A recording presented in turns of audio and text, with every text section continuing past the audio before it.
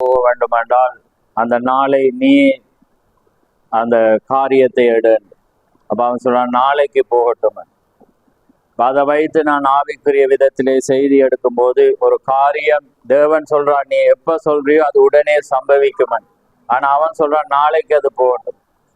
அந்த கணமே போகும் என்றால் அந்த கணமே போயிருக்கும். ஆனால் அந்த பாவத்துக்கான காரியத்தை நாள் தள்ளி போடுகிறான். அந்த செய்தியை நான் பிரசங்கித்து முடித்த பிற்பாடு எத்தனையோ ஜனங்கள் இருந்தார்கள். ஆனால் இந்த பிள்ளை மாத்திருந்தான் எனக்காக ஜெபிங்க என்று வந்து அங்கே ஜெபித்த. எந்த காரியத்தையும் தள்ளி போடக்கூடாது. தீக சொல்ற. அதனாலே கர்த்தர் உங்களை ஆசீர்வதிப்பாராக. ஆமென். தேவனுடைய பிரசன்னத்துக்குள்ளாக நாங்கள் இருக்கிற வேளையிலே நாங்கள் ஒரு விசை கண்களை மூடி தேவனுக்குள்ளாக தேவனுடைய வார்த்தைக்கு நாங்கள் கடந்து போக போகிறோம். அதுக்கு பிற்பாடு முடிவிலே உங்களுக்காக ஒவ்வொரு சபையிலோ அல்லது இங்கு இருக்கிற யாராவது தேவனுக்குள்ளாக நீங்கள் பெற்ற நன்மைகள் அங்கே இருக்குமானால் இந்த இடத்திலே தேவனுடைய காரியத்திலே நீங்கள் ஏதாவது பெற்றிருந்தால் மாத்திரம் தேவனுடைய மகத்துவத்துக்காக நீங்கள் சாட்சி சொல்லலாம். செய்தியின் முடிவிலே அந்த தருணங்களை நாங்கள் உங்களுக்காக கொடுக்கிறோம். அதுக்கு முன்பாக நாங்கள் ஜீவனுள்ள தேவனுடைய வார்த்தைக்காக ஒரு விசை நாங்கள் கண்களை மூடி நாங்கள் ஜெபத்துக்காக எங்களை தாழ்த்துவோம். நன்றி கர்த்தாவே, மகு சோதரம் சோதரம் ஆண்டவரே, சர்வலவரே, மகோடான கொடி சோதரம் ஆண்டவரே, கிருபை நிறைந்த கர்த்தாவே, மகு சோதரம் சோதரம் சோதரம் சோதரம். மகா பரிசுத்தமுள்ள பிதாவே, இந்த மகத்துவமான இந்த நாளுக்காக உமக்கு ஸ்தோத்திரம். இந்த மகத்துவமான நாளிலே கர்த்தாவே, உம்முடைய மனவாட்டி சரீரமாகிய அந்த மனவாட்டி கர்த்தாவே, இந்த நாளிலே இந்த இடத்திலே நாங்கள் ஆண்டவரே எல்லா இடங்களிலும் இருந்தாலும் இந்த நாளிலே உம்முடைய மனவாட்டி கர்த்தாவே இந்த இடத்திலே ஒன்று கூடும்படியான ஒரு ஸ்லாக்கியத்தை நீர் எங்களுக்கு கொடுத்த அந்த கிருபைக்காக உமக்கு ஸ்தோத்திரம். ஆம் கர்த்தாவே, இது எங்களால் உண்டான நீதி அல்ல, இது உம்மால் உண்டான நீதியாயிருக்கிறபடினால் கர்த்தாவே உம்முடைய சமூகத்திலே நாங்கள் நிற்பதை குறித்து ஆண்டவரே எங்களை தாழ்த்துறோம். ஆண்டவரே ஒன்றுக்கும் தகுதி இல்லாத எங்களை நீர் அழைத்து உம்முடைய மகத்துவங்களை தெரியப்படுத்தி கர்த்தாவே இந்த மகத்துவமான இந்த செய்தி நீர் எங்களுக்கு தந்து கர்த்தாவே இந்த நாளிலே நாங்கள் அதை புசிக்கும்படியாக எங்களுக்கு ஒரு தருணத்தையும் ஒரு ஸ்லாக்கியத்தையும் எங்கள் கண்களையும் நீர் திறந்ததுக்காக உமக்கு ஸ்தோத்திரம். இந்த வேளை ஆசீர்வதியும் கர்த்தாவே, 2 நாளும் அதிசயமாக வழிநடத்தி மகிழ்ச்சியோடு வழிநடத்தி கர்த்தாவே எந்த குறைகளும் இல்லாத வண்ணம் உம்முடைய பிரசன்னம் எங்களோடு கூட இருந்து கர்த்தாவே நாங்கள் ஒருவரை ஒருவர் நேசித்து நாங்கள் வார்த்தைக்கு முக்கியத்துவம் கொடுத்து கர்த்தாவே உம்முடைய வருகைக்காக நாங்கள் ஆயத்தப்பட நீ இந்த நாட்களை எங்களுக்கு உண்டு பண்ணி எங்களுக்கு ஆயத்தப்படுத்தி கர்த்தாவே இந்த ஸ்தலத்தை தந்து எல்லா உதவிகளையும் நீ தந்த மேலான அந்த கிருபைக்காக உமக்கு ஸ்தோத்திரம். எந்த வண்ணமாக 2 நாளும் உம்முடைய கிருபையினாலும் இரக்கத்தினாலும் வழி நடத்தின தேவன், அதே வண்ணமாக இந்த கணப்பொழுதும் நிறங்களை வழி நடத்த போற உம்முடைய மேலான அந்த கிருபைக்காக உமக்கு ஸ்தோத்திரம். உம்முடைய சமூகத்தில் எங்களை தாழ்த்துறோம். நீர் பேசும் தேவனாயிருக்கிறபடினால், உம்முடைய வார்த்தை சத்தியமாயிருக்கிறபடினால், உம்முடைய வார்த்தையை திறக்கிற வேளையிலே நீர் இறங்கி வந்து கர்த்தாவே நீர் அதை அபிஷேகித்து நீர் எங்கள் கண்களை திறந்து நீர் எங்களுக்கு போதிக்காவிட்டால் எந்த காரியத்தையும் எந்த ஒரு புள்ளி கூட நாங்கள் பெற முடியாது என்று நாங்கள் அறிந்திருக்கிறோம். அதனாலே பேசுகிற உதடுகளையும் கேட்கிற செவிகளையும் உடைய சமூகத்திலே தாழ்த்தி நீர் வந்து கர்த்தாவே எங்களோடு இடைப்படும்படியாக இந்த சமூகத்திலே எங்களை தாழ்த்தி ஒப்பு கொடுக்கிறோம். இந்த அருமையான நேரத்தை ஆசீர்வதியும், வந்த ஒவ்வொரு பிள்ளைகளை ஆசீர்வதியும், வராத ஒவ்வொருவரோடும் உடைய இரக்கம் கூட இருக்கட்டும். பரிசுத்த ஆவியானவர் இந்த இடத்திலே ஆளுகை செய்து ஆண்டவரே எல்லா கட்டுப்பாட்டை நீர் பெற்று கர்த்தாவே உடைய நாமம் ஒன்றே மகிமைப்பட நீ செய்ய போற அந்த கிருபைக்காக உமக்கு ஸ்தோத்திரம். இந்த வேளை ஆசீர்வதியும், திறக்க போற வார்த்தை ஆசீர்வதியும் யாவையும் உடைய கரத்திலே தாழ்த்தி இயேசு கிறிஸ்துவின் நாமத்தில் கேட்கிறோம். ஆமென், ஆமென். நாங்கள் நின்ற வண்ணமாகவே நாங்கள் 2 வேத பகுதியை நாங்கள் வாசிக்க போறோம்.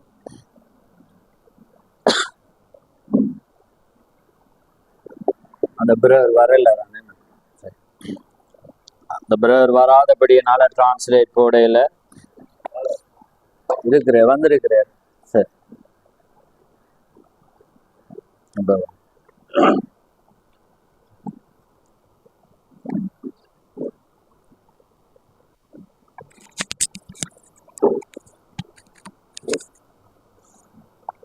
ஆமென். நாங்கள் நின்ற வண்ணமாகவே ஜெப சிந்தியோடு இருங்கள். அப்பொழுதுதான் தேவன் எங்களுக்கு உதவி செய்ய முடியும். ஆமென். අපි සිටින ප්‍රකාරයෙන් අපි යාඥා තුළින් එතකොට තමයි දේවන් වහන්සේ අපිට උදව් කරන්න පුළුවන්. ஆமென். நான் வாசிக்கிறேன் மத்தேயு 28ஆம் அதிகாரம் ஒரு சில வசனங்களையும், அடுத்ததாக வெளிப்படுத்தல் அங்கே 5ஆம் அதிகாரத்திலே ஒரு சில வசனங்களை நாங்கள் வாசிக்க போகிறோம்.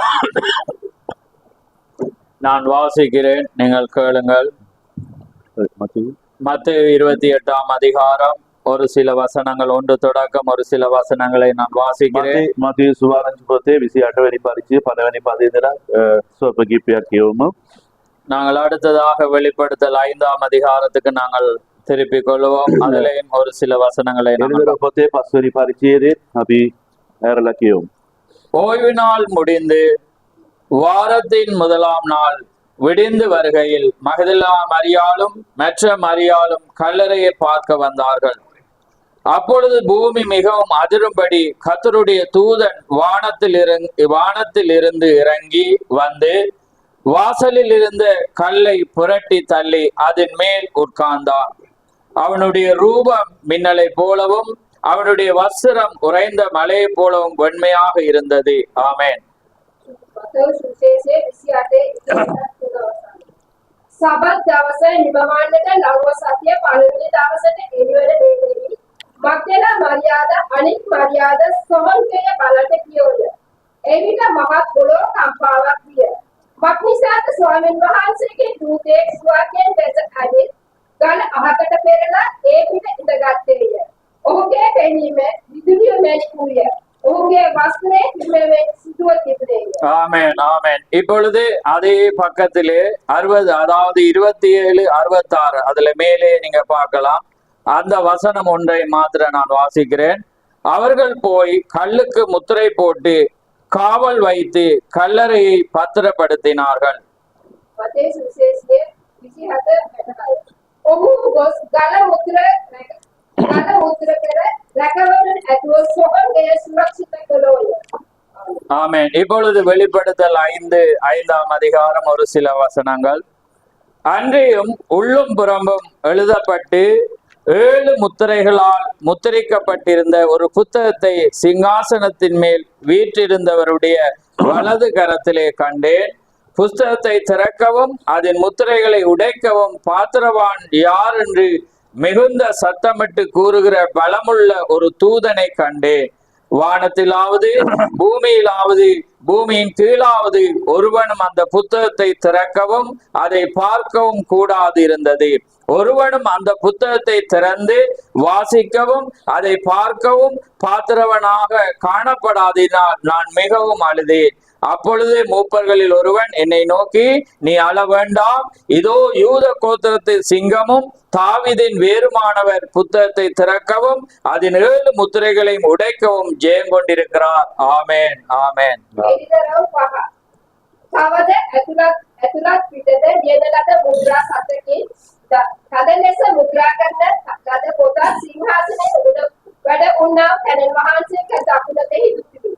ඒ පොත දිග අරින්ද එහි මුද්‍රා කඩන්නත් වඩින්නේ කවුදයි කියා මහත් ශබ්දයකින් බලවත් දේව දූතෙක් කඩකසනවා දුතිබි. නුවණ ස්වර්ගෙහි හෝ පොළොවෙහි යට හෝ පොත දිග අරින්නවත් ඒක බලන්නවත් පුළුවන් වූ කිසියෙක් නොසිටියේය. පොත දිග අරින්නත් ඒක බලන්නත් වටිනා වූ කිසියෙක් සම්බුද්ධ බැවින් මම බොහෝ කොට හැදුවෙමි. එවිට මහල්ලාගෙන් එක්කෙනෙක් මට කතා කොට නොහඬන්න. මෙන්න පොත සහ ඒ මුද්‍රා සත දිග අරින්න ලෙස ජූදාගේ ගෝත්‍රයේ සිංහාසනයේ දාවිද්ගේ මුලතල වූ තැනන් වහන්සේ ජයගත් සේකයි මට කීවේය. ஆமென். ஆமென். யாவரும் அமர்ந்திருங்கள். සියලු දෙනාම වාඩි වෙමු. கர்த்தருடைய நாம மகிமைப்படுவதாக. දේවන් වහන්සේගේ නාමයට ප්‍රශංසා වේවා. ஆமென். மகிழ்ச்சியா இருக்கிறீங்களா? ஆமென். ඔබ සතුටින් ඉන්නවද? நாங்கள் தேவனுடைய சமூகத்திலே நாங்கள் எப்பொழுதும் மகிழ்ச்சியா இருக்க வேண்டும். දේවන් වහන්සේගේ අභිමුඛයේ අපි ඉතාමත් සතුටින් ඉන්න ඕනේ. மகிழ்ச்சியா இருப்பதே உங்களுடைய பலனா இருக்கிறது. අපේ සතුටින් සන්තෝෂෙන් ඉන්න එක තමයි අපේ ශක්තිමත්යි. மரித்தவர்களும் மௌனத்தில் இறங்குறவர்களும் கத்தரை துதியார்கள். නිස්සා කරලා ඉන්න එක මරණය කට්ටියයි දෙවියන් වහන්සේට ප්‍රශංසා කරන්න බෑ කියන நாங்களோ இது முதல் கத்தரை எப்பொழுதும் துதிப்போம். ஆமென். මේ නිසා මෙතන උන්වහන්සේ අපි ප්‍රශංසා කරනවා. ஆமென். அப்படியாக எத்தனை பேர் இருக்க நீங்க வாஞ்சிக்கிறீர்கள்? ඒ වගේ කී දෙනෙක් දෙවියන් වහන්සේ තුළ සිටින්න කැමති වෙනවා. ஆமென். தேவன் ஒரு மகத்துவமான ஒரு ஐக்கியத்தை கொடுத்து දෙවියන් වහන්සේ උතුම් මහත් සහභාගීකම උන්වහන්සේට ஒரே செய்திக்குள்ளான ஒரு ஐக்கியத்தோடு இருக்கும்படியாக ඒකම පරිවිඩය තුළින් අපි සියලු දෙනාම සහභාගී වෙලා ඉන්න தேவன் எங்களுக்கு ஒரு தருணத்தை தந்திருக்கிறார். උන්වහන්සේ අපිට ඒක අවස්ථාවක් දීලා තියෙනවා. இந்த முறை நாங்கள் அறிவிக்கும் போது මේ සැරේ අපිට අනිත් අයට ගණන් දෙනකොට அப்படி அறிவிக்கும் போது அனிதா எவரா දැනුම් දෙනකොට ரைட் அறிவிக்கும் போது දැනුම් දෙනකොට நாங்கள் குரூப்ல மாத்திரம் போட்டோம். අපි මේ ගෲප් එක විතරයි විදන්නේ. ஏனென்றால் நாங்கள் ஐக்கியம் கொள்ளும் போது ஒரே தேவனுடைய ஒரே செய்திக்குள்ளாக மாத்திரம் நாங்கள் ஐக்கியம் බලන්න අපි ඇවිල්ලා අපි සහභාගීකම දෙනකොට එකම දෙවියන් වහන්සේ එකම පරිවිඩය තුළ තමයි අපේ සහභාගීකම තියෙනවා කියලා අපි දන්නවා. நாங்கள் ஒரு கூட்டங்களை சேர்க்கிறதற்காக நாங்கள் இந்த ஆராதனை අපි ஏற்படுத்தவில்லை. ඇවිල්ලා එක ගණ්ඩායමක් රැස් කරන්න මේ වගේ දේවමය අපි තියන්නේ. நாங்கள் தேவனுக்குள்ளாக எங்களை இன்னும் சிறப்படுத்திக் கொள்ளவும் சீர்படுத்தவுமே நாங்கள் ஏற்படுத்திக் දෙවියන් கொள்ளவும். වහන්සේ තුළ අපි තව වැඩි දෙවියන් වහන්සේ තුළ ශක්තිමත් වෙන්න අපි අරිකස ගන්න තමයි මේ වගේ දේවල් අපි කියන්නේ. ஆமென். அதனாலே நீங்கள் அதை பார்த்து அந்த மெசேஜோடு செய்தியோடு நீங்கள் வந்ததை குறித்து நான் மிக்க மகிழ்ச்சி ඒ அடைகிறேன். නිසා ඒක බලලා ඕගොල්ලන් ඒ පරිවිඩය අහලා ඒ පරිවිඩයෙන් අහලා ඔබ මෙතන පැවිදි නිසා මම ඔබට මම සතුටු වෙනවා. ஏனென்றால் நாங்கள் இந்த இடம் பலிபீடமானது யுத்தம் செய்கிற இடம் அல்ல. බලන්න මේ පූජාසනේ මේ යුද්ධ කර සටන් කරන තැනක් නෙවෙයි. அது தேவனாகிய ஒருவருக்கு மகிமை செலுத்துற பல ஸ்தலமாயிருக்கிறது. දෙවියන් වහන්සේ එකම දෙවියන් වහන්සේට ඒ මගිම උන්වහන්සේට ගෞරව කරන ස්ථානයයි මේ. நான் எப்பொழுதும் உங்களுக்கு சொல்ற மாதிரி මම නිතරම ඔයගොල්ලන්ට කියනවා වගේ புல்பிட், அதாவது இது பலிபீடம். පුල්පිට් මේක පූජා ස්ථානය. ஆங்கிலத்திலே புல்பிட் அப்படி என்றால் அது இழுக்கிற பாதாளத்தில் குழியில் இருக்கிற ஒரு மனிதனை இழுக்கிறதாக இருக்க வேண்டும். ඉංග්‍රීසි කියන පුල්පිට් ඒ කියන්නේ මේ පාතාලේ ඉන්න මිනිස්සු දෙවියන් වහන්සේට පැත්තට යන තැනක් වේදනයි. ஆமென். அது பாவத்தை கண்டித்து பாவத்தில் இருந்து ஒரு மனிதனை தேவனுக்குடைய வார்த்தைக்கு திருப்புறதே பலிபீடமா இருக்கிறது. ආකාර ජීවිතේදලා පාපේ ජීවිතේ ගත කරන මිනිස්සු දෙවියන් වහන්සේගේ පැත්තට අරන තැන තමයි මේ පූජා ස්ථාන. ஆமென். அதனால்தான் நாங்கள் தேவனை நாங்கள் வார்த்தைக்கு திருப்புற ஒரு ஸ்தலமா இருக்க ඒ வேண்டும். නිසා තමයි දෙවියන් වහන්සේගේ පැත්තට එකෙකනාම හැරෙන තැන තමයි මේ පුල්පිට් කියන இந்த இடம் யாரையும் ஆதரிக்கிற இடமோ தடவுகிற இடமோ அல்ல, வார்த்தையிலே கண்டிக்கிற ஒரு இடமா இருக்கிறது. මෙතන ඇවිල්ලා මේ පිටර අත ගාලා මේ මේවා කරන තැනක් නෙවෙයි එකෙකනාම අධිකසන තැනක් තමයි මේක. ஏனென்றால் எப்பொழுதும் தேவனுடைய வீட்டிலே தான் நியாய தீர்ப்பு அங்கே ஆரம்பிக்கிறது என்று வேதம் சொல்லுகிறது. බලන්න මේ තරවාද කරීමෙන් තමයි දෙවියන් වහන්සේගේ ගෘහේ තමයි උන්වහන්සේගේ පිරිසේ පටන් ගන්නවා කියලා දෙවියන් වහන්සේගේ පදියේ පවසනවා. அதனால்தான் இந்த காலத்துக்குரிய செய்தி அங்கே ஆசீர்வாதம் உண்டு, நியாய தீர்ப்பும் உண்டு. බලන්න ඒ නිසා තමයි මේ කාලේ පණිවිඩය වෙනවා සමහරට ආශිර්වාදේ ඒ වගේ මේ පිරිසෙකුත් තියෙනවා. இந்த செய்தியிலே ஆசீர்வாதம் சாபமும் உண்டு. මේ පණිවිඩය තුළ තමයි ආශිර්වාදේ ඒ වගේම සාපේකුත් තියෙනවා. இதிலே விளையாட முடியாது. මේකෙන් අපි සෙල්ලම් කරන්න බෑ. ஏனென்றால் இது ஜீவனுள்ள தேவனுடைய மகத்தான செய்தியாயிருக்கிறது. බලන්න මක්නිසාර මේ ජීවමාන දෙවියන්ගේ පණිවිඩයක් කියලා අපි බලනවා. இது தள்ளி போடுகிற வேலை அல்ல, මේ පසුතම දාන්න වෙලාවක් නෙවෙයි. தீர்மானிக்கும் நேரமாயிருக்கிறது. අපි හරි තීරණය ගන්න ස්ථානයක්. ஏனென்றால் அங்கே தள்ளி போடும் போது பிசாசு செய்ய முடியாதபடி ஒன்றை வைப்பார். බලන්න අපි මේක තල්ලු කරලා දානකොට නැත්නම් ඒක කල්යනකොට යක්ෂයා එතන අවිලා ඔහු ක්‍රියාත්මක වෙනවා. வார்த்தையோடு சரியாக பொருந்தும் போது, දෙවියන් වහන්සේගේ වචනේ හරියට ගැලපෙනකොට கர்த்தராலே அது உறுதிப்படுத்தும் போது දෙවියන් වහන්සේ තුළ ඒක ඉස්තර වෙනකොට உடனே முடிவெடுப்பதுதான் உண்மையான பரிசுத்தவானுடைய காரியம். මේ සනිකම අපි තීරණය ගන්න එක තමයි ඒ සුද්ධවන්තයාගේ අලංකාරකමයි. அதனால்தான் ரெபேக்காளுடைய குடும்பம் சொன்னா இது கர்த்தரால் உண்டான ඒ காரியம். නිසා තමයි රෙබෙක්කා ඊගේ පවුල් සීලදලාම කිව්වා මේක තමයි දෙවියන් වහන්සේගේ තුලින් තමයි මේක දෙවියන් වහන්සේ තුළ ආපු එක තමයි කියලා කිව්වා. அப்படியானால் நீ போகிறாயா? එහෙනම් ඔයා මේ වෙලාව යත් එක යනවද நான் කියලා. போகிறேன் என்றார். ඔයාම මුකින්ම කඩීම කිව්වා මාගේ යත් එක යනවා කියලා. 10 நாள் டைம் கேட்டாங்க. ඒගොල්ලන් දවස් 10ක් මේ ඉන්නවා. இல்ல, அது கர்த்தர் ஏற்படுத்தின காரியமாய் බලන්න ඒකනේ දෙවෙනි මාසේ තමයි මේක සැලසුම. ඒක සනිකව අපි ක්‍රියාත්මක වෙන්න ඕනේ කියලා එලියස් කිව්වා. பாருங்க, அறியாத மனிதன், බලන්න නොදන්න මිනිස්සු. தெரியாத மனிதன் එයා නොදන්න එක්කනා. எப்படி இருக்க போறோம் என்பதை அறியாதவளாய் இருந்தார். ඒ කියලා කොතනින් කොහොමද ඉන්නේ කියලා එයා දන්නේ නැති විදිය. தன்னுடைய மணவாளனுடைய அழகை தெரியாது. එයාගේ මනමාලය මෙයා තමයි කියලා එයාගේ අලංකාරකම දන්නේ නැහැ. அவன் உயரமா கட்டையாண்டு தெரியாது. එයා උසස්ද නැත්නම් කොට විලියද්ද කියලා දන්නේ නැහැ. கருப்பா வெள்ளையாண்டு එයා தெரியாது. සුදුද කළුද කියලා දන්නේ නැහැ. அங்கே வடிவாக பாப்பானா இல்லையாண்டு தெரியாது. මාව මේකට කියොත් මාව හොඳට බලාගන්න ஆனால் கர்த்தர் அதை ஏற்படுத்தும் போது බලන්න දෙවෙනි මාසේ ඒක සැලසීමක් நான் කරනකොට போகிறேன் என்பதுதான் மணவாட்டியாக இருக்கிறார். මම යනවා කියලා කිව්වේ ඒක තමයි මනවාදිකේ ගුණ අලංකාරකම. வார்த்தை உறுதிப்படுத்தும் போது දෙවෙනි මාසේ වචනේ ඉස්තිර වෙනකොට அவள் எதையுமே பார்க்கவில்லை. එයා කිසියක් බැලුවේ නැහැ. அதான் திகசு, அதுதான் மணவாட்டி. ඒක එයා තමයි මේ මනවාදී කියලා ඒ අනාගත කතුරිය පැවසුවා. இன்னைக்கு பாடின பாட்டு, අද මේ ගීතිකා ගායනා කරා. அவள் சொல்லும் சொல்லுக்கு கீழ்ப்படிவாராம். බලන්න එයාගේ කියන වචනේ වලට එයා කීකුරු වෙනවා කියලා කියනවා. படிக்கிற யாராவது கீழ்ப்படிறீங்களா? கீழ்ப்படிஞ்சா சந்தோஷம். බලන්න ඕගොල්ලන් මේ වචන ඒ වගේ ඕගොල්ලන් කීකරනවා නම් ඒ නම් මට සතුටයි. ஆமென்.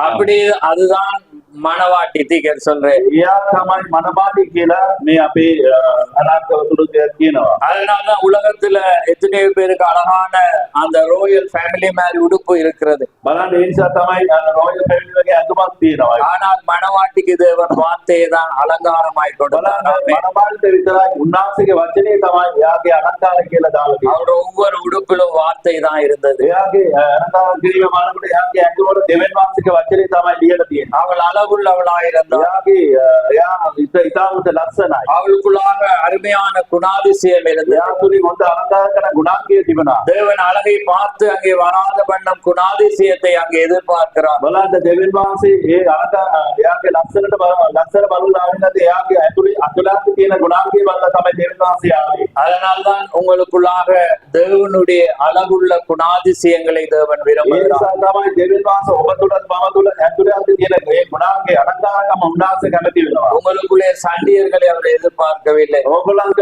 මේ රතු ගන්න මිනිස්සු එයා බලාපොරොත්තු වෙන්නේ නැහැ. கோபம் கொள்கிறவர்களை அவர் எதிர்பார்க்கவில்லை. තරහ කරන එයා බලාපොරොත්තු වෙන්නේ නැහැ. அவர் எதிர்பார்க்கிறது மன்னிப்பையும் அழகான ஒரு குணாதிசயத்தை. දෙවෙනි මාසේ බලාපොරොත්තු වෙන්නේ එකකනාවට කමාව දීමයි. ඒගොල්ලන්ගේ අලංකාර මේ ගුණාංගය තමයි උන්වහන්සේ බලාපොරොත්තු වෙන්නේ. அது எப்படி நீங்க கேட்கலாம், அது எப்படி என்னால முடியும் என்று. ඔබලා අහන්න පුළුවන් මේ කොහොමද මාතුලින් ඒක සිද්ධ වෙන්න පුළුවන්. உங்களால் எதுவுமே முடியாது. ඔබට කිසි දෙයක් කරන්න බෑ. ஆனால் அவர் வரும்போது எல்லாமே නමුත් දෙවෙනි මාසේ ඔබ තුල පැමිණෙනකොට ඒ ගුණාංගය ඔයගොල්ලන්ට බලන්න ගන්න පුළුවන් කියලා කියනවා. ஆமென். அதனாலே ஒரு மகிழ்ச்சியான தருணம். ඒ නිසා ඊටම සන්තෝෂයෙන් සතුටු වෙනවා. நான் ஒரு அருமையான ஒரு தலையங்கத்தை போட விரும்புகிறேன். මම එක මාතෘකාවක් මම කියන්නේ. அதாவது எப்பொழுதும் பலமுள்ள தூதனுடைய வருகையானது බලන්න සෑම මොහොතකම මේ බලවත් දේවදූතයන්ගේ ඒ දූතයන්ගේ පැමිණීම எப்பொழுதும் முத்திரைகளை உடைக்கிறதா. බලන්න ඒ මුද්‍රාව කඩිනීමක තමයි අපි බලන්නේ. பலமுள்ள தூதனுடைய வருகையை முத்திரையை உடைக்கிறதா. ඒ බලවත් දේවදූතයා එන්නේ මොකද හේතු මොකක්ද නම් එයාගේ වැඩ අවිල්ල හැමදේසෙම ඒ අර මුද්‍රාව කැඩීම තමයි කියලා බලන්නේ. அதை நான் வேதத்தில் இருந்து உங்களுக்கு காண்பிக்க விரும்புகிறேன். බලන්න මම ඒක දෙවෙනි මාසික පදේ ඉඳලා මම ඔබට පෙන්නන්න මම කැමති වෙනවා. இன்றைக்கு மகத்தான உலகம் எங்கும் இன்றைக்கு இந்த நாளை மகத்துவமாய் கொண்டாடுகிறார். බලන්න මේ ලෝකේ සෑම ස්ථානම මේ දවස උතුම් දවස කියලා ඒගොල්ලෝ මංගල්‍ය පවසනවා. ஆனால் அவர்கள் வெளிப்பாடு இல்லாமல் නමුත් செய்கிறார்கள். ඒගොල්ලන්ට එබදැනීමක් නැහැ ඒගොල්ලන්ට. ஆனால் அவர்களுடைய அர்ப்பணிப்பை பார்க்கும் போது அது வியக்கத்தக்கதாக බලන්න இருக்கிறது. ඒගොල්ලන්ගේ යටත්කම බලනකොට ඊටම පුදුම දෙයක් කියලා අපි බලනවා. நான் நினைக்கிறேன் நேற்று முந்தின நாள் அவர்கள் கால்களை கழுவிருப்பார்கள். බලන්න ඊයේ දවසේ නැත්නම් පෙරේද දවසේ ඒගොල්ලන් එක්කනම්ගේ කකුල සෝදර ඇති. நான் நினைக்கிற மாதிரி 10 பேரை செலக்ட் பண்ணுவாங்க. බලන්න කොහොම හරි ඒගොල්ලන් 10 දෙනෙක් 12 பேர் சரி, ஓகே. 12 දෙනෙක් ඒගොල්ලන් සූදානම් කරනවා. ஆமென். அந்த 12 பேரை அந்த சபையில செலக்ட், அதாவது என்ன சொல்ற, தெரிந்து கொள்ளும் போது ඒ 12 දෙනාම මේ සභාව තුලින් ඒගොල්ලන් තෝරන ගන්නකොට அந்த 40 நாளும் அவர்கள் மரக்கறியை சாப்பிடுவாங்க. ඒ දවස් 40ම ඒගොල්ලන් මේ එළවලු තමයි කන්නේ. போத்தல் எடுக்க மாட்டாங்க. ඒගොල්ලන් මේ මත්මානදී පොඩ්ඩයි ඒගොල්ලන්. அவ்வளவு பரிசுத்தமா இருப்பாங்க. அது கிடைத்த உடனே அவர்கள் சந்தோஷம் அடைவாங்க. බලන්න ඒගොල්ලන් කොච්චර ලස්සනයි කියලා ඒගොල්ලන්ට ලබන ගම ඒගොල්ලෝ ඉතාම සතුටු වෙනවා. ஏனென்றால் அந்த அந்த மகத்துவமான காரியம் கிடைக்கிறதற்காக. බලන්න ඒ උතුම් දෙයක් ඒගොල්ලන්ට ලැබෙන නිසා கிடைக்கிறதற்காக அவ்வளவு அர்ப்பணிப்போடு இருப்பார்கள். ඒ ඒගොල්ලන්ට ලැබෙන නිසා ඒගොල්ලෝ තමාව යටත් කරගෙන තමා මුළුමනි බාර දීලා ඒක බලාපොරොත්තු වෙමින් ඉන්නවා. இன்னைக்கு அவருடைய பெண்கள் காலையிலே அடக்கம் பண்ண இடத்துக்கு போயிருப்பார்கள். බලන්න ඒගොල්ලන්ගේ ගෑනු කට්ටිය සියලු දෙනා ඒගොල්ලෝ සියලු දෙනාම යේසුස් බෝපිදාන කරට සෝගේට ගිහිල්ලා ඇති. அந்த நேரத்துல மணவாட்டி இந்த நீங்க என்ன செஞ்சு இத்திர கொண்டுட்டு இருந்திருப்பீங்க. බලන්න ඕගොල්ලෝ මනමාලේ ඕගොල්ලෝ හොඳටම නිදාගන්නේ. ஆமென். நான் அவங்கள ஒரு கவனிக்கிறதுக்காக நான் මම பேசிக்கொண்டேன். ඕගොල්ලෝ මට ඇන්දෙන්න ඕනේ කියලා තමයි මේක කියන්නේ. அவங்கள போல நீங்க இருக்கணும்ன்றதை நான் பேசல. මම ඒගොල්ලෝ වගේ ඉන්න ඕනේ කියලා මම කතා කරා. ஆனா அதை விட ஒரு விலையேற பெற்றதை தேவன் தந்திருக்கிறார். ඊට වඩා ලොකු උතුම් දෙයක් නාසය අපිට දීලා. அவருடைய விட பிரயாசத்திலே அதிகமாக நீங்கள் தேவனுக்கு அர்ப்பணிக்க வேண்டிய ஒரு ஜனமா ඒ இருக்கிறீர்கள். නිසා ඒගොල්ලන්ගේ උත්සාහය ඕගොල්ලෝ උත්සාහයෙන් ඒක දෙනකොට තව ගොඩක් ඕගොල්ලන්ට ලැබ ගන්න පුළුවන් කියලා.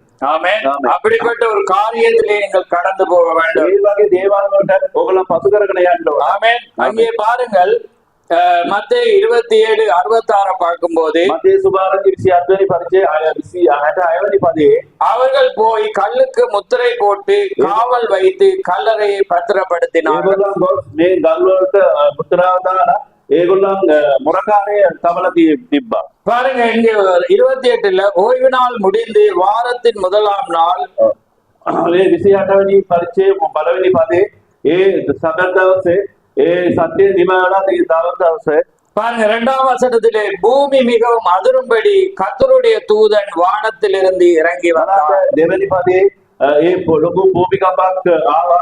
ඒ වෙලාවේ දෙවෙනි මාසයේ දූතේ ආසේ ඉඳලා බහැලා ආවා කියලා අපි බලනවා. எப்பயுமே கர்த்தருடைய தூதன் அங்கிருந்து வருவார். සෑම මොහොතේම දෙවෙනි මාසයේ දූතේ කොයින්ද එන්නේ? வானத்திலிருந்து. ஆமென். ඒ ආසේ ඉඳලා බහැලා நீங்க එනවා. வெளிப்படுத்த 10 அங்கே கொண்டு போய் பொருத்தினா ඒගොල්ලන් එළිදර පොතේ දාවි පරිචය බලන බැලුවොත් பலமுள்ள தூதன் வானத்திலிருந்து இறங்கி வர கண்டே. ඒ බලවෙන්ද දේව දූතය හින්දර පැමිණෙනවා. அதனால்தான் பூமிக்குரிய தூதனுக்கும் வானத்துக்குரிய தூதனுக்கும் வித்தியாசம் உண்டு. ඒ නිසා තමයි මේ පොළවේ ඉන්න දූතයෝටයි ආසේ ඉන්න දේව දූතයන්ට වෙනසක් තියෙනවා. இன்னைக்கு இந்த தூதனை வானத்தில் இருக்கிற ஒரு தூதனாக நிறைய பேர் ஒப்பிட விரும்புகிறார்கள். බලන්න මේ ලෝකේ පොළවේ ඉන්න දේව දූතය ආසේ ඉන්න දේව දූතයන්ට සමාන කරන්න ගොඩක් අය බලනවා. ஆனால் வானத்திலிருந்து இறங்கக்கூடிய ஒரு தூதன் அது இயேசு கிறிஸ்து மாத்திரமே. බලන්න ආසේ ඉඳලා බහැලා එන එක දූතයයි. එයා නම් යේසුස් වහන්සේ. அதனால்தான் வேதம் சொல்றது வானத்திலிருந்து இறங்கினவரும் பூமிக்கு மேலே ஏறினவரும் அவரை அல்லாமல் வேறு யாரும் இல்லை. அதுதான் தேவனாய். බලන්න ආසේ ඉඳලා පොළවට බැස්ස එකන පොළවේ ඉඳලා ආසට උසවන ගියේ කියලා යේසුස් වහන්සේ අර වෙන කවුරුත් නැහැ කියලා දෙවියන් වහන්සේ වචනේ පවසනවා. ஆமென். பாருங்க இங்கே பாருங்க இந்த கல்லறை முத்திரையானது ரோம முத்திரையானது அங்கே இயேசு கிறிஸ்துடைய கல்லறைக்கு போடப்பட்டிருந்தது. බලන්න ඒ රෝම මුද්‍රාව යේසුස් වහන්සේගේ අර දාලා සෝංගේ දාලා ඒක ගල් වලට ඒ මුද්‍රාව තබලා තිබුණා. நீங்க எப்பயே வடிவாக கவனிங்க, அடையாளத்துக்கும் முத்திரைக்கும் நிறைய வித்தியாசம். අනදීසේ ඔයගොල්ලෝ බලන්න ලකුණු වලටයි ඒ මුද්‍රාවට වෙනසක් තියෙනවා කියලා බලන්න පුළුවන්. அடையாளம் என்பது குறியீடா இருக்கிறது. ඒ අඩයාලම කියන්නේ குறியீடு இப்ப ஒரு மார்க் போடுவோம், ஒரு சரி அல்லது අඩයාලම කියන්නේ ඒක මාක් වගේ ඒක දාන එක. அதாவது ஒரு சேருக்கோ அல்லது ஒரு பாத்திரத்துக்கோ நீங்க யார்ட்டையும் கொடுக்கக்குள்ள உங்களோட பாத்திரம் மாறக்கூடாண்டக்குள்ள ஆற போடுவீங்க, சீய போடுவீங்க, பிய போடுவீங்க. அது ஒரு மார்க், அது அடையாளம். ඒ අඩයාලම කියන්නේ ඒක තමයි අර ලකුණු කරගන්නේ. මේක විඤ්ඤාණයේ නම දාලා මෙයාගේ ආවල් එක්කනා කියලා ඒක ලකුණක් දානවා. ஆனால் முத்திரை என்பது நீங்க பார்க்கும் போது කියන්නේ මොකද්ද? அது சேர வேண்டிய இடத்துக்கு உரிமையாளர் மாத்திரம் தான் உடைக்க முடியும். ஆமென். ඒ අයිතිකාරය විතරයි තමයි ඒකට කඩන්න පුළුවන්. அது யாராலும் உடைக்க முடியாது. කාටවත් ඒක කඩා ගන්න බෑ. போட்டவர் தான் உடைக்க முடியும். එයා මේ මුද්‍රා දාපු එක තමයි ඒක කඩන්න. யார் உடைக்க வேணுமோ அவர் தான் உடைக்க முடியும். කවුද කඩන්න ඕනද? එයා තමයි කඩන්නේ. ஆனால் குறியீடு மாற்றலாம், எல்லாம் செய்யலாம். ඒ ලකුණ කියන්නේ ඒක නෙවෙයි. ඒක කාටවත් මාරු කරන්න පුළුවන්. ஆனால் இங்கே ரோமர்கள் என்ன செய்தார்கள்? பெரிய கல், யாராலும் தள்ள முடியாத ஒரு கல்லை அங்கே காவல்ல வைத்து බලන්න ඒ රෝම ඒ ආම්දාව කට්ටිය මොනවද කරේ? ලොකුම ගල්ලක් බැරගලන ගෙල්ලා අර සෝගේ ඉස්සරහා තිබ්බා. அவர்கள் ரத்தத்தினாலே ஒரு அடையாளத்தை போட்டு அங்கே ஒரு முத்திரையை அங்கே குத்தினா யாருமே திறக்க முடியாது. දේවදූතගේ පොඩි ලකුණක් කරගෙන ඒ ලොකු මුද්‍රාවක් එතන දාන සීල් එක දැම්මා. ඒක කාටවත් කඩන්න බෑ කියලා තමයි ඒගොල්ලෝ දැම්මයි. ஆனால் பலமுள்ள தூதன் வானத்திலிருந்து இறங்கி வரும்போது கல்லறையானது ஆட்டோமேட்டிக்காக திறந்தது. බලන්න මේ බලවන්ත දේවදූතයා ආශීර්වාදලා පොළොවට වැහෙනකොට ඒ ගල්ලක් පෙරලා දැම්මා. அதே போலதான் இந்த கடைசி நாட்களிலே முத்திரையை திறக்க யார் பாத்திரவான் என்று ஒரு சத்தம் வருகிற வேளையிலே බලන්න ඒ වගේම තමයි මේ අන්තිම දවසට කවුද මේක මේ මුද්‍රාව කඩන්නේ කවුද කියලා බලනකොට அங்கே யாரும் பாத்திரவான் இல்லை என்று உங்களை யோவான் அங்கே அழுகிறார். කවුරුත් මේකට සුදුසු නැහැ කියලා යෝහන් දකිනකොට එයාට ලොකුම එයා ඇඬුවා. ஆனால் அங்கே ஒருவர் இருந்தார். නමුත් එතන එකෙනෙක් හිටියා. அங்கே அடிக்கப்பட்டவராய் ரத்தம் சிந்தப்பட்டவர் அங்கே ஒருவர் அங்கே இருந்தார். පාර ලැබුණා ඒ තැනට එයා කවුද කතා යේසුස් වහන්සේයි. அங்கே பயப்படாதே ஒருவர் அதை ஜெயம் கொண்டிருக்கிறார். ඔයා බය වෙන්න එක්කලා එයා ජයගත්තා කියලා කිව්වා. அந்த வேளையிலே ரத்தம் தோய்ந்தவராக அங்கே வருகிறார். ඒ අවස්ථාවේ ඒ ලේ පිටින්ම එකෙක් පැමිණුණා. அவர் அங்கே வருகிற வேளையிலே එතන එයා එනකොට இங்கே பூமியிலே ஒரு 7ஆம் தூதன் அங்கே இருக்கிறார். එයා එනකොට මේ ලෝකේ හත්වෙනි දේවදූතයා මේ ලෝකේ ඉන්නවා. அவர் வந்து பூமிக்குரிய தூதன். බලන්න එයා පොළවේ දේවදූතයා. ஆனால் அங்கே வானத்திலிருந்து ஒரு தூதன் இறங்கி வந்தான். ඒ ආසේ ඉඳලා දේවදූතෙක් ආවා. அவன் பலமுள்ள தூதனாய் එයා இருந்தான். බලවන්ත දේවදූතයෙක්. இங்கே மத்தேயு 28 பார்க்கும்போது ඒ මතේ සුභාරේ 28 වෙනි පත්තිය බලනකොට வானவில் அங்கே சூழ்ந்திருந்தது, முகம் சூரியனை போல பிரகாசமாய் இருந்தது. නේදුණා ඒ දාලා තිබුණා ඒ උන්වහන්සේගේ මොන ඒ සූර්යා වගේ ඉර වගේ බැබලුණා ඒක. ஆமென். அந்த வேளை அதே வண்ணமாக வெளிப்படுத்தல பாத்தீங்கன்னா அங்கே மேட்சிங் ஆகிறது. බලන්න මේ දෙකම එළිදර පොතේ මේක බලනකොට දෙකම එක වගේම පේන්නේ. பாருங்க, அங்கே பூமி அதிரும்படி கர்த்தருடைய தூதன் வானத்திலிருந்து இறங்கி வந்து வாசல் இருந்த கல்லை புரட்டி தள்ளி அதன் மேல் உட்கார்ந்தான். ஆமென். කියනකොට ඒ දේවදූතයන් කියනකොට ලොකු භූමිකම්පාවක් ඒ ගල්ලක පැරලලා දැම්මා. அதனால இந்த பூமியிலே பாருங்க, இந்த 7 முத்திரையை திறக்க எத்தனை பேர் பிரயாசப்பட்டார்கள். බලන්න ඒ වගේ තමයි මේ ලෝකේ මේ අත්වෙනි මුද්‍රාව කඩන්න බොහෝ අය උත්සාහ කරා. அவர் இல்லද?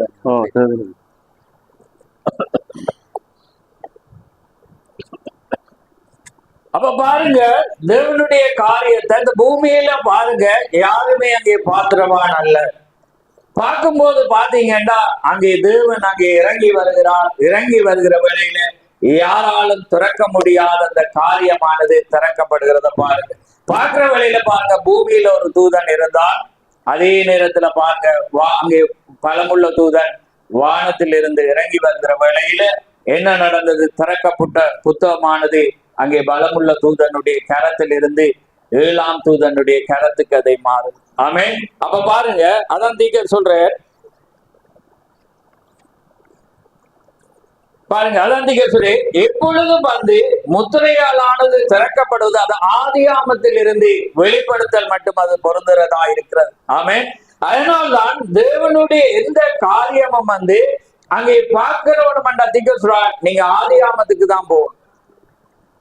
எப்பொழுதுமே அங்கே ஆதியாம் தான் அது தொடக்கமாயிருக்கிறது, அங்கே முடிவு வந்து வெளிப்படுத்தலாயிருக்கிறது. பார்க்கிற வேளையில பாருங்க, எப்பொழுதும் ஆவிக்குரிய காரியத்துக்கு எப்பயுமே அது ஒரு அடையாளமாக இருக்கிறது.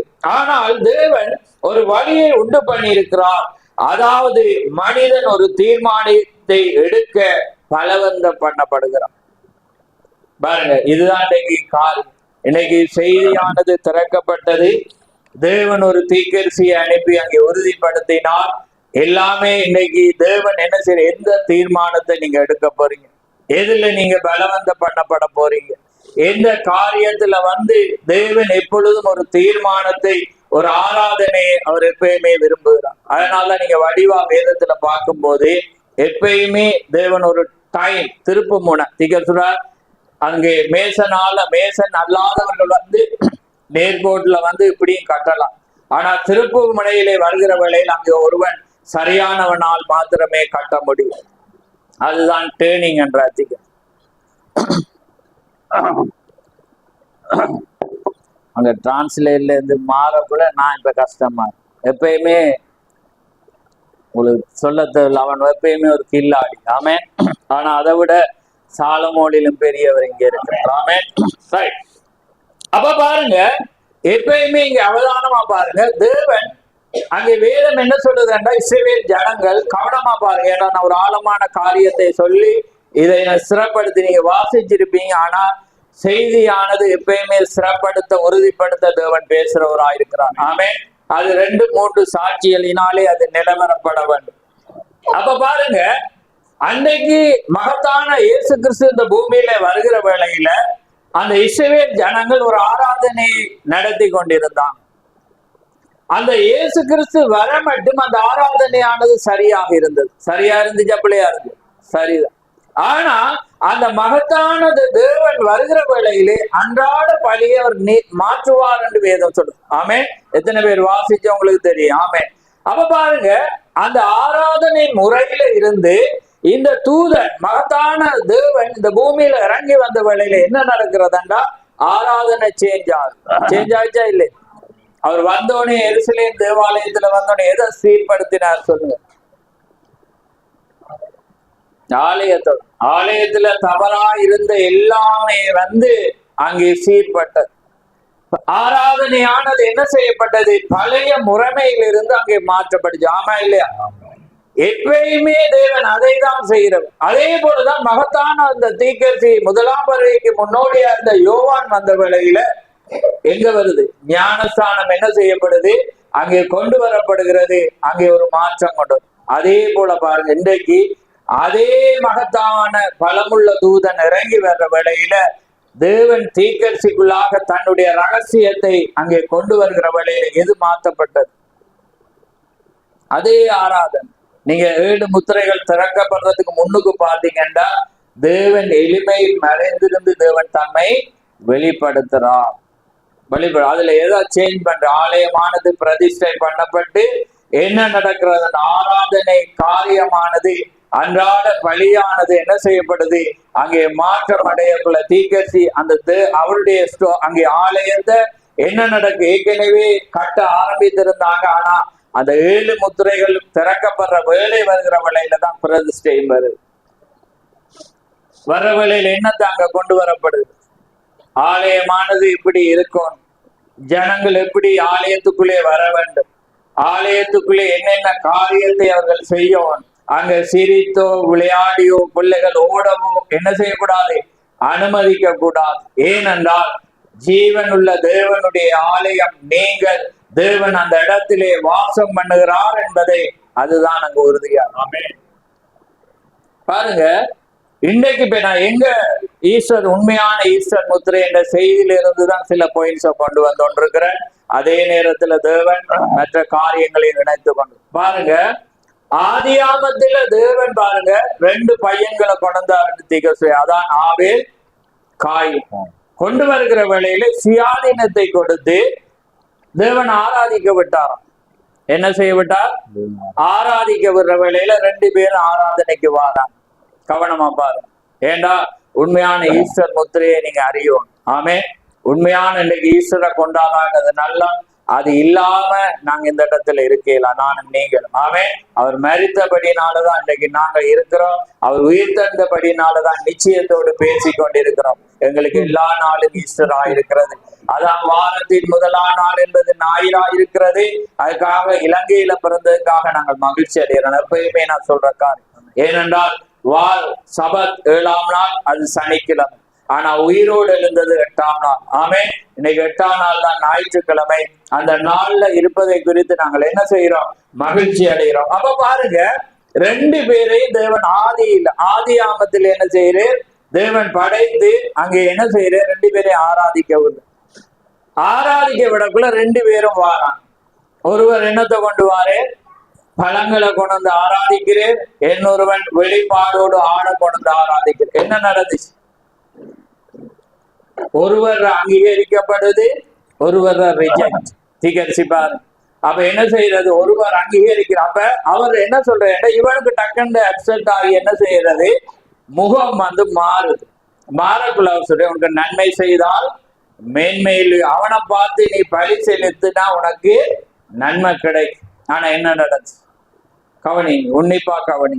ஏன்னா நாங்க எப்பயுமே உறுதிப்படுத்த பேசி நாங்க ஒவ்வொருவரும் தேவனுக்குள்ளாக ஏன்னா ஒவ்வொரு மனிதனுக்குள்ளாக தனிப்பட்ட கருத்து இருக்கும், தனிப்பட்ட ஆவி இருக்கும். ஆனா நாங்க வார்த்தைக்கு மாத்திரம்தான் நாங்க கீழ்ப்படியவன். அன்றாட பலி அவர் நீக்குவார் என்றா அது சேஞ்ச் என்றா நாங்க சேஞ்ச் ஆகிதான் ஆகும். ஆமே. அது மாற்றப்படாவிட்டால் இன்னைக்கு எங்கட முகநாடி வேறுபட்டு நாங்க காயினை போல, அவங்க காயின் என்ன சொன்னான்டா, அவர் நான் ஆராதிக்கிறத அவர் ஏற்றுக்கொள்ளும். அந்த ஏற்றுக்கொண்டவன் ஆராதனை மாதிரி நான் மாத்த மாட்டேன், நான் ஆராதிக்கிற மாதிரி அவர் ஏற்றுக்கொள்ளும். புரியுதாண்டு? இன்னைக்கு நீங்க அப்படி வர்றீங்களா? வரக்கூடாது. ஆமே. தேவன் இன்றைக்கு ஒரு ஆராதனையை இப்படிதான் நீங்க செய்யணும் என்றால் அது தேவனே இறங்கி வந்து கொடுக்கும் போது அந்த செய்திக்கு உங்களை தாழ்த்தி தேவன் ஆவியோடு உண்மையோடு ஆராதிப்பதுதான் உங்களோட கடமையாயிருக்கும். அது எங்களால் உண்டானது இல்லை, இது கடவுள் கொடுத்த காரியமாயிருக்கிறது. அதனால்தான் பாருங்க, மகத்தான தேவன், வல்லமை உள்ள தேவன், சொல்லப்பட்ட வண்ணமாக இறங்கி வந்த தேவன் அன்றாட பலியை மாற்றுகிற வழியில, தேவனாயிருந்து மாற்றுற வேளையில ஏற்றுக்கொள்ளு. நீங்க புரியுற, சிந்திச்சு பாக்குறீங்க, நீங்க யோசிங்க, நான் அந்த நாள்ல இருந்தா நான் அப்படி செய்ய மாட்டேன்னு நானும் நீங்களும் சொல்லலாம். ஆனா இன்னைக்கு அதே தேவன் தான் இறங்கி வந்திருக்கிறார். யாருக்குள்ளாக? தீக்கரிசிக்குள்ளாக. பூமியில ஒரு தூதன் வானத்திலிருந்து இறங்கி வந்து திறக்கப்பட்ட புத்தகமானது அங்கே கொடுக்கப்படுகிற வேளையில என்ன நடக்கிறது? அவன் அதை வாங்கி புசிச்ச சொல்றான், நீ அதை மற்றவங்களுக்கு புசிக்க. ஆனா அது வாயால பேசக்குள்ள எப்படி இருக்கு? தேனை போல மதுரம். ஆனா வயிற்றுக்குள்ள போக்குள்ளதான், இன்னைக்கு ஜீவியத்துல வரக்குள்ளதான் அது எப்படி இருக்கிறது? கசப்பாய். அப்ப பாருங்க, ஆதியாமத்திலே இந்த முத்திரை துவங்கு. அங்கே துவங்கும் போது ஒரு ஆராதனையை தேவன் கொடுத்து என்ன செய்யறாருன்னா பரீட்சையை பார்க்கிறார்.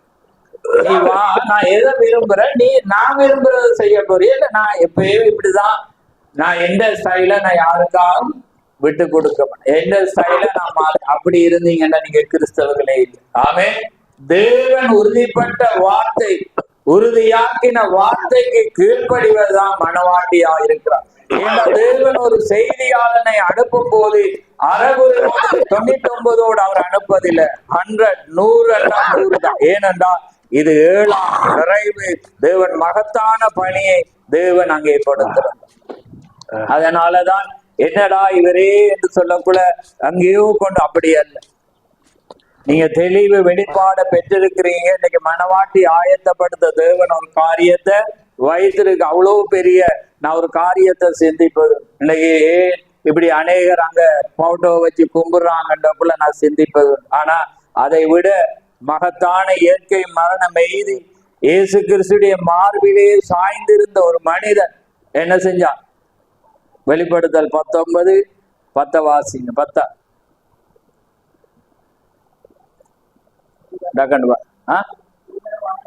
ஆமென். Very good. அப்பொழுது அவனை வணங்கும்படி முன்னுக்கு வாசிங்க, மேல வாசிச்சுட்டு அடுத்தது வாசி. பின்னும் அவன் என்னை நோக்கி, ஆட்டுக்குட்டியானவரின் கல்யாண விருந்துக்கு அழைக்கப்பட்டவர்கள் பாக்கியவான்கள் என்றான். மேலும் இவர்கள் தேவனுடைய சத்தியமான வசனங்கள் என்று என்னுடனே சொன்னான். அப்பொழுது அவனை வணங்கும்படி அவனுடைய பாதத்தில் விழுந்தேன். அவன் என்னை நோக்கி, இப்படி செய்யாதபடிக்கு பார், உன்னோடும் இயேசுவை குறித்து சாட்சியிட்ட உன் சகோதரனோடு கூட நானும் ஒரு ஊழியக்காரன். தேவனை தொழுதுகொள். ஆமென். வாசிங்க, பாருங்க அடுத்த வாசி. சரியா? ரைட். சிங்களத்துல வாசிங்க டாக்டர். තවද පැටලු පැටවාගේ සබලමංගලේ කැමරේ කැදවලටද වාස්නා වන්තිරේ කියා ජාපානයි ඔහුමට කීවේය. මේවා දෙවියන් වහන්සේගේ සැබෑ වචනින්ද ඔහුමට කීවේය. මම ඔහුට නමස්කාර කරන පිණිස ඔහුගේ පාමුල වැටෙමි. ඔහුද එසේ නොකරන්න බලාගනිමි. මම නුඹේ යේසුස් වහන්සේගේ සාක්ෂි දරන නුඹේ සහෝදරයාගේ කවුරු මෙහෙ කරුවේ කිය. දෙවියන් වහන්සේට නමස්කාර කරපන්න.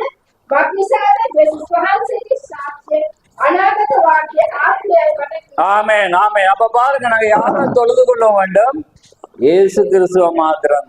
ஆனா அந்த தூதன் விவரிக்கிறத பார்த்து வெளிப்படுத்துறத பார்த்து முழு அதிகாரம் அவன்கிட்ட கொடுத்தோன இவனுக்கே அப்செட் ஆகி இவன் என்ன செஞ்சிட்டான். அதான் அன்றைக்கு நடக்குது.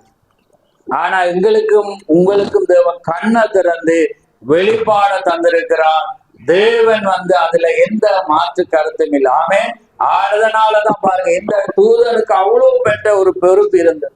அதனாலதான் அன்றைக்கு பழைய பாலும் அந்த ஒரு மகத்தான மோசி எடுக்க சொல்ற, ஆரோனுக்கு நீ யாரா இருப்ப? தேவனா இருப்பா. நீ ஆரோன் உனக்கு தீக்கர்சியா இருப்பா. பாருங்க, அது ஆரோனுக்கு தேவன் என்ன செய்யற? மோசைய தேவனாக்குற. அவனோட கிரியையில் எப்படி இருந்துச்சு? சிருஷ்டிகரா இருந்த அந்த கிணத்துல எப்படி இருந்துச்சு? புழுதி எடுத்து எறியா, இதாவது ஒன்றுமே இல்லாத இடத்துல வண்டு வருது, ஒரு ஜீவன் வருது. யாராவது போய் வணங்கினான். ஆமென். அப்ப பாருங்க, அந்த காரியம் நீங்க வெளிப்பாடு இதுதான். தேவன் சில பேர் அதுக்காக ஆயத்தப்படுத்தினா அந்த சொறியுள்ள நபர்களுக்காக நாங்க எங்களோட காரியங்களை என்ன செய்யலாது? விசுவாசத்தை மாத்தலாம். ஆமே. நாங்க எப்பயுமே நாங்க தேவனுக்குள்ளாக தேவன் அனுப்பும் ஒரு தீக்கரிசிக்குள்ளாக தான் தேவன் ஒரு ஆராதனையை கொண்டு வருவார். ஏனென்றால் அதனால்தான் இயேசு கிறிஸ்து கூட ஒரு தீக்கரிசியாக வந்தார். அவர் 100% தீக்கரிசி, 100% மனிதன், 100% தேவனாயிருந்தார். அதனால்தான் இஸ்ரவேல் ஜனங்கள் எப்போதுமே தீர்க்கதரிசிகளை விசுவாசிப்போம். அப்ப பாருங்க, அங்கேயே பெரிய செய்தி ஆனாலும் நான் முடியும். அப்ப பாருங்க, ஆரம்பமே என்ன நடக்குதுன்னா, ஆராதனையை தேவன் விட்டுட்டு செக் பண்றேன். அப்ப அவன் என்ன செய்யறான்? காயினுக்கு இவன் ஆராதிக்கிற முறை கோபத்தை வருது. அவன் எப்படி பழத்தை அழகுள்ளதை என்ன செய்யறான்? போட்டு காரியம். இன்னைக்கு உலகம் பழம் பண்ணி இருக்கிறான். நான் எப்பயுமே இப்ப இந்த ஆப்பிள் போன் எல்லாத்தையும் இருக்குள்ள நான் யோசிக்கிறேன். அவன் முழு ஆப்பிள போடாம என்ன செஞ்சிருக்கான்?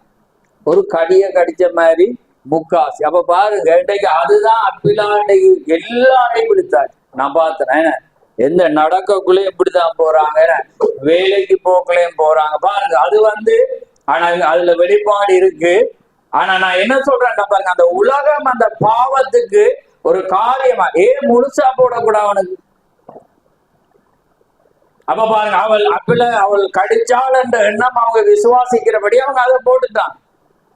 அதுக்காக அவங்க போட்டாங்களே. விசுவாசம் எப்பயுமே அரசாங்கத்தையும் எல்லா விஞ்ஞானிகளையும் அவன் ஆட்சி செய்யறபடினால அவன் அந்த காரியத்தை கொண்டு வருவான். ஆமென். ஆனா இன்னைக்கு உலகம் பெரிய ஒரு திரையாக இருந்து இன்னைக்கு தொலைபேசியானது என்ன செய்யறது? இன்னைக்கு அநேகரை ஈஸியா என்ன செய்யுது? பாதாளத்துக்கு அனுப்பிட்டு தான் இருக்கு.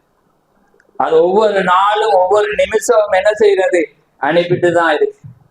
தேவன் நன்மையும் வைத்திருக்கிறார், தீமையும் வைத்திருக்கிறார். அவர் எப்பயுமே தேவன் உங்களுக்கு ஒரு சுயாதீனத்தை வைத்திருக்கிறார். அதே போலதான் இன்னைக்கு ஆராதனை. நான் இப்படிதான் வருவேன், நான் மற்றவன் கை தட்டினாலும் நான் அப்படித்தான் இருப்பேன். அப்ப நான் சொல்லலையாது. எப்பயுமே கர்த்தருடைய தூதன் ஆதியாமத்திலிருந்து வெளிப்படுத்தல் மட்டும் இதைதான் அவர் செக் பண்றாரு. அதனாலதான் அவர் ஆலயத்தை வச்சு இதை செய்தி தெரியாம போய் தீக்கரிசியோட மெசேஜ்ல பார்க்கலாம். பார்க்கிற வேளையில பாருங்க, எப்பயுமே தேவன் அந்த சுயாதீனத்தை வச்சு ஆராதனை முறையை வச்சு எப்பயுமே அவர் செக் பண்ற தேவன். அதே நேரம் இன்னொன்று சொல்றேன், பரலோகத்துக்கு மாதிரியா தான் தேவன் ஆலயத்தை என்ன செய்திருக்கா? வைத்திருக்கா. அதனால்தான் சாட்சி கூடாரத்தை வைக்கிற வேளையில நீ பரலோகத்திலே கண்ட மாதிரியின்படி என்ன செய்யணும்? இங்க அது பரமண்டல ஜெபத்தை செய்யக்குள்ள என்ன ஜெபிக்கிறார்? அத என்ன அந்தந்த பரலோகத்தில் செய்யப்படுவது போல பூமியிலும் செய்யப்படுவதா. அப்ப பாருங்க, தேவனுடைய காரியம் எப்பயும். ஆனா அவன் என்ன செய்தான்டா? தேவன் ஒரு சான்ஸ கொடுத்தான். அவன் என்ன? தேவன் அங்கீகரிச்சுட்டான். பாருங்க, அங்கீகரிச்ச காரியத்தை கூட அந்த மனிதனால் செய்யலாம இருந்தாண்டா அவன் எப்படிப்பட்ட கேடு கட்டவனா? ஏன்னா அவன் சர்ப்பத்தினால உண்டானபடினாலதான் அவன் அப்பன் போலி அவனுக்கு என்ன இருந்தது? ஒரு காரியம் அங்க இருந்தது. ஏன்னா அவன் பிறந்தது எப்படி எங்களுக்கு தெரியும். அவன் அதனால அவனுக்கு என்ன செய்யல? அது செய்ய. அதே போலதான் அங்கே பரிசேயர் இடத்துல வர்ற வேளையில அவர் அன்றாட பழியை நீக்குவார், ஏன்னா எல்லாமே மாத்தி கிருபைக்கு கொண்டு வருவான்னு இருந்த வேளையில இயேசு கிறிஸ்து காரியங்களை மாத்தி கிருபையில் இருந்து அன்பை கொண்டு தேவன் அங்கே காரியங்களை ஏற்படுத்தும் போது அவளால் ஜீரணிக்க முடியாமல் அவங்க மாறி செஞ்சாங்க. அவர் அற்புதங்களை செய்த அதிசயங்களை செய்து வல்லமைகளை செய்து எல்லா காரியங்களையும் பார்த்துட்டு இருந்தாங்க. ஆனா அதை போல மாற விரும்பி, அதனாலதான் அவங்கள பார்த்து என்ன சொன்னேன், ஆதியாமத்துக்கு தான் போனேன். என்ன சொன்னேன், உங்கள் பிதாவாகிய பிசாசினால் உன்னை காயினை மென்ஷன் பண்ற. யார் காய்? யாருக்கு பிறந்தான்? அந்த சர்ப்பத்துக்கு பிறகு. உங்கள் பிதா அன்னைக்கு அந்த மனித ஆராதனை மாத்த விரும்பியது. ஆவேலுடையது அங்கீகரிக்கப்பட்டு கொண்டிருந்தது. ஆவேலுடைய ஆராதனையை இயேசு கிறிஸ்து தேவன் மகத்தான யெகோவா அங்கே அங்கீகரிச்சிருந்தார். அங்கீகரிச்சு ஏற்றுக்கொண்ட பலியை ஒரு மனிதனால் செய்ய முடியாம இருக்குமெண்டா, இன்னைக்கு இயேசு கிறிஸ்து நேற்றும் என்றும் மாறாது. இன்றைக்கு நீங்க அதை செய்ய முடியாம இருப்பீங்கண்டா, அதே காயினுடைய வம்சம், காயினுடைய சர்ப்பம் இன்றைக்கும் கிரியை செய்து கொண்டு. ஆமா இல்லையா? அதுதான் இன்னைக்கு அதே காரியத்தை தான் தேவன் என்ன செய்யறேன். இல்லாட்டி நாங்களும் என்ன செஞ்சிருப்போம், இன்னைக்கு சாபனம் ஆராதிக்கிறவன், சாபனம் ஜெபிக்கிற வண்ணமாக, சாபனம் மற்ற உலக பண்டிகைகளை செய்யற மாதிரி நாங்களும் என்ன செய்யறோம். ஆனா இன்னைக்கு தூதன் அதெல்லாம் அது தேவனுக்கு அல்ல, அது அஞ்ஞான பண்டிகைகள், அஞ்ஞான சூரிய கடவுளுக்கு அவர்கள் வணங்குகிறார்கள். நீங்க அதுல இருந்து விலகி ஓடுங்க என்று சொன்ன வழியில இன்னைக்கு நானும் நீங்களும் ஏன் செய்யாம இருக்கிறோம்டா, அது அஞ்ஞான பண்டிகை. ஏண்டா அதுக்குள்ள தேவன் ஆராதிக்கிறோம் என்ற காரியத்துக்குள்ள அவன் என்ன செய்துட்டான், காரியம் கொண்டு வந்து. அதனால்தான் அவன் வைத்த நாள்ல நாங்க என்ன செய்யல, அந்த ஆராதனையை கொண்டு, கிறிஸ்துமஸ் பண்டிகையை கொண்டு, அது லீவ் வந்து சில பேர் நடத்துவாங்க. நாங்க எப்பயுமே லீவ்ல ஆராதனை. ஆனா நாங்க ஏன் செய்யறோம், அது ஆட்டோமேட்டிக்கா யாருக்கு போகுது, அந்த பள்ளி அவனுக்கு தான் என்ன செய்ய போகுது, அந்த ஆராதனை. அவன் அப்பா அது இங்க வராட்டி அங்க என்ன செய்யாது, இந்த காரியம் நடக்கும். அப்ப பாருங்க, அதுதான் தேவன். இன்னைக்கு நீங்க என்ன சொல்லுங்க, இன்னைக்கு தேவனுடைய சமூகம் என்ன சொல்லுது, சபை கூடி வருதலை நீங்க விட்டு விடக்கூடாது, சபை ஆராதனையை நீங்க என்ன செய்யக்கூடாது, விட்டு விடக்கூடாது.